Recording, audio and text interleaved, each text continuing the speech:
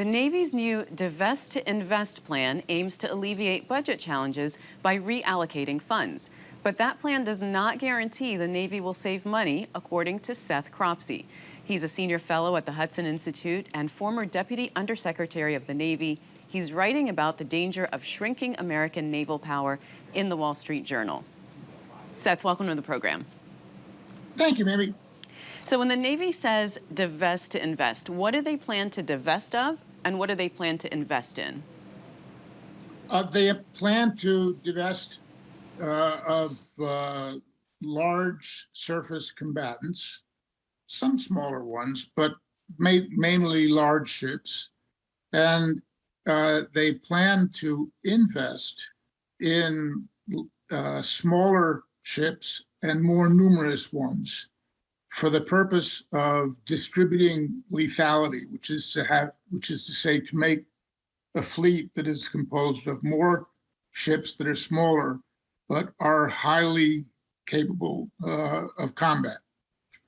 Seth, what's the and that is intended to complicate the an enemy's problem, and that's a simple statement of what the divest to invest. So what about the timeline, Seth, for divesting of these older, larger ships and then investing in the newer ships? Is the industrial base able to produce the new ones quickly enough?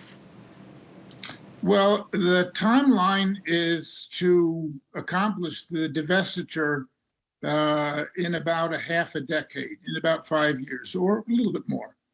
And to begin bringing on the smaller vessels, in other words, changing the way the shape of the fleet, at about the same time that the divestiture is complete, roughly the same time. And do you think that will actually happen? Do you think it's possible? I think that based on the track record, Navy's track record and its defense contractors' track record of bringing ships to the is unlikely. What's the risk then to the mission if there is a gap? If we've decommissioned some and the new ones aren't ready to come on?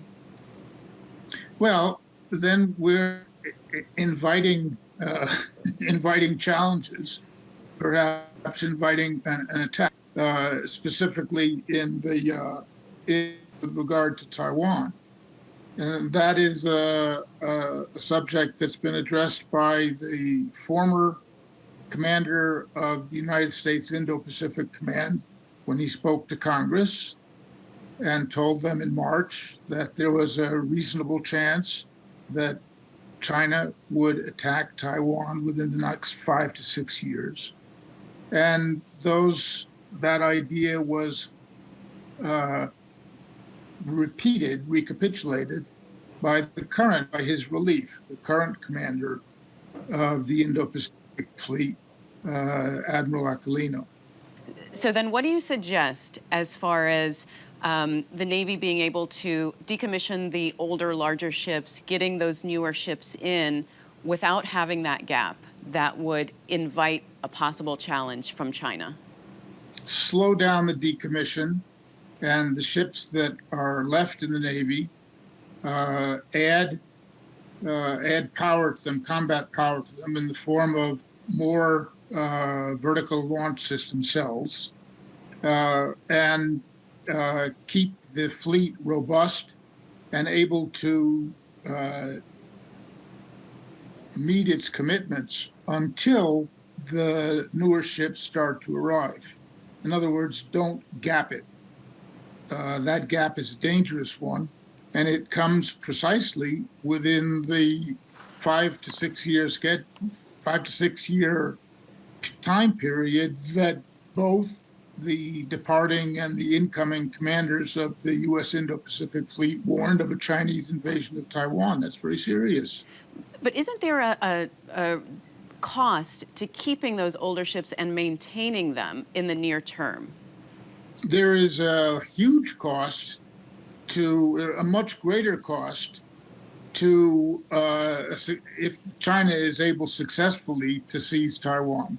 So what are you suggesting as far as, you said to make sure that there's no gap? what about things like unmanned vehicles? Do you recommend that we maybe expedite the production of Oh, those? no, I think that the Navy is perfectly correct in looking to unmanned vehicles as part of the fleet in the future that will allow the Navy to carry out its global commitments. There's no doubt about that. The question is, how soon and how soon will those ships be available, and how soon can they be incorporated into the Navy?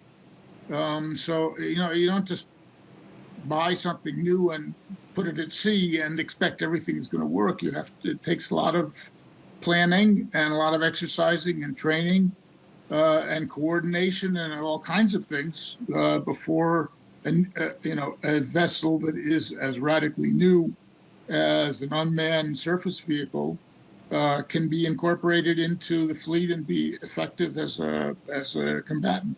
All right. Well, Seth, I appreciate your perspective on that. Thanks very much for being on the program. Thanks, Mimi.